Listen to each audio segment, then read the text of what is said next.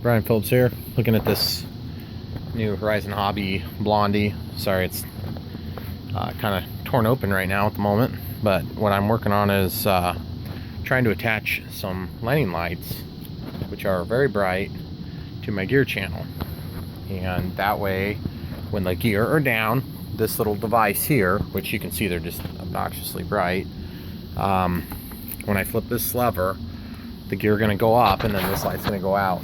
And all I did was I took apart a servo and I ended up leaving the trim pod in. I was working with a bunch of resistors here and I just could not get it to match up properly, and I'm lucky I didn't, because it changed. Evidently the gears got swapped on this.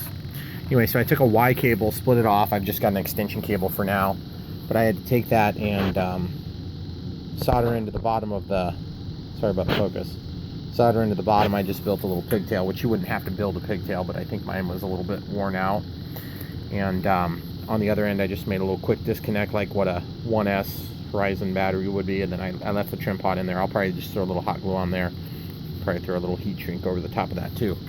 But that's all going to be housed just up in here, and take a Y cable, pull off some signal, make our decision. Okay, without further ado, it's going to be a little tricky holding the camera. Sorry for the fuzziness, guys. I'm going to go ahead and I have to hold the plane up while I do this so that the gear don't. So we'll just hold this up, throw the gear down, and as you can see, the lights off. And if I were to do this again, oh, I know that's not a very good idea. You can see the lights come on. So that's going to be really cool, and I'm going to basically mount those lights, probably on the upper part of the column, and there'll be one on each side pointed slightly down so that when I'm landing I can kind of see them and line them up.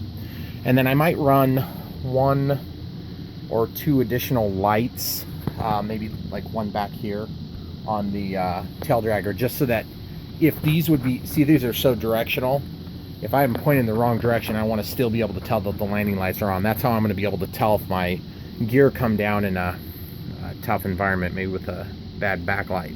So anyway, it's going to be awesome. Oh, and also working on LEDs next. I'm going to do the green and red nav lights. I'm not worried about 50 cal guns, but you can see I did a lot of touch-ups and paint and everything on these. I couldn't believe how screwed up the paint was coming. I did these white dots, and then they didn't even have the backside of these painted yellow on the prop, and then just did some fancy detailing on the black parts that should be metallic looking, and you know, like painted the control horns red or the backers silver. I just couldn't believe it. It's the first time I've ever had a Horizon Hobby model where I thought, boy, there's not enough detail. So, and then I always have been making a habit of taping